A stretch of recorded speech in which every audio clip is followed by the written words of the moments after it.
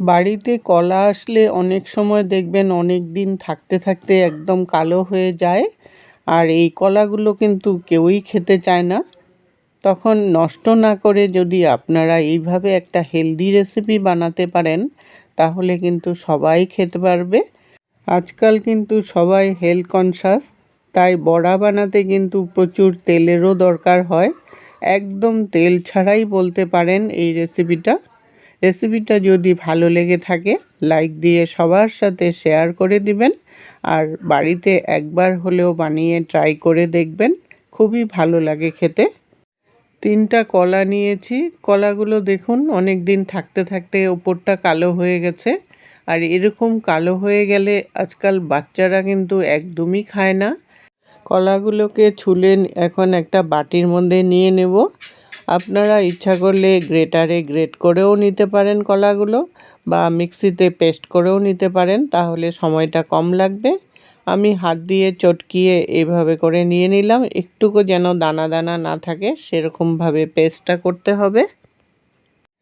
পেস্টটা আমার হয়ে গেছে, এরকম একটা লিকুইড পেস্ট হতে হবে। এখন এটার মধ্যে মিষ্টির জন্য আমি গুড় দিয়ে দিলাম।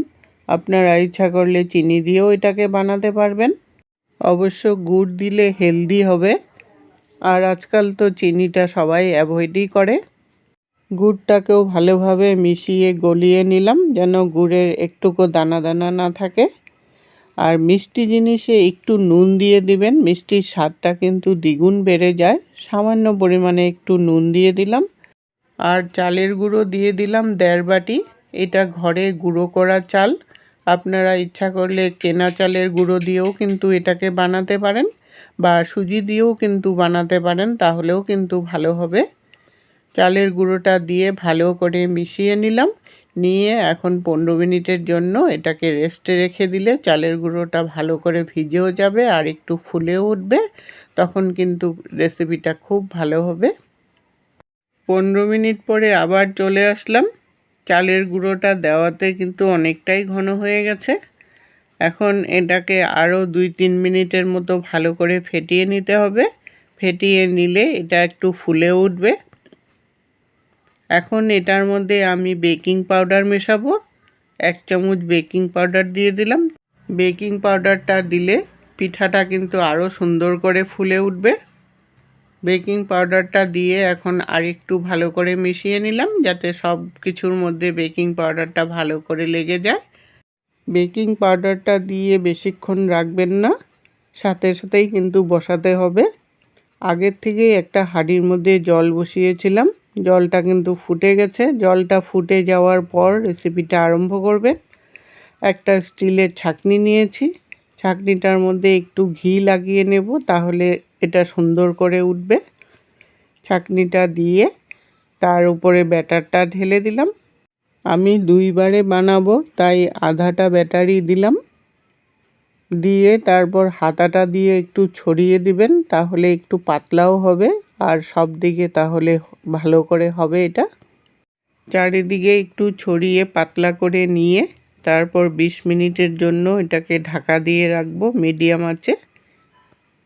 20 মিনিট পরে একটু যখন শক্ত হয়ে আসলো, তখন এটার মধ্যে কাজু নিয়েছি, কয়েকটা কাজু ওপরে সাজিয়ে দেব, তাহলে দেখতেও সুন্দর লাগবে আর খেতেও তখন ভালো লাগবে। কাজুটাকে একটু আধা আধা করে নেবেন, তাহলে দেখতে ভালো লাগবে। কাজুটাকে দিয়ে একটু হাত দিয়ে চেপে দিবেন, তাহলে লেগে যাবে সুন্দর করে। কাজুগুলোকে দিয়ে আরও 10 মিনিটের জন্য এটাকে এখন কুক করব। আবার 10 মিনিট পরে ঢাকনাটাকে উঠিয়ে নিলাম। এখন এটার ভিতরটা ভালো করে হয়েছে কিনা তার জন্য একটা কাঁটা চামচ দিয়ে একটু চেক করে নেব। দেখুন ভিতরে কোনো কাঁচা ভাব নেই, চামচের গায়েও লেগে নেই। এখন নামিয়ে এটাকে ঠান্ডা করে নেব। ঠান্ডা না করলে কিন্তু এটা খুলবেন না। পুরোপুরি যখন ভালো করে ঠান্ডা হয়ে গেল, তখন একটা চাকু দিয়ে সাইড থেকে একটু ছাড়িয়ে নেবেন প্রথমে, তাহলেই কিন্তু এটা সুন্দর করে উঠে আসে। রেসিপিটা কেমন লাগলো বন্ধুরা কমেন্ট করে জানাবেন। আপনারা ইচ্ছা করলে এটাকে পিস পিস করেও পরিবেশন করতে পারেন। আমার এই পিঠা বা কেকের রেসিপিটা যদি ভালো লেগে থাকে সবার সাথে শেয়ার করে দিবেন। এতক্ষণ সঙ্গে থাকার জন্য আপনাদেরকে অসংখ্য ধন্যবাদ বন্ধুরা। আবার দেখা হবে নতুন রেসিপির সাথে।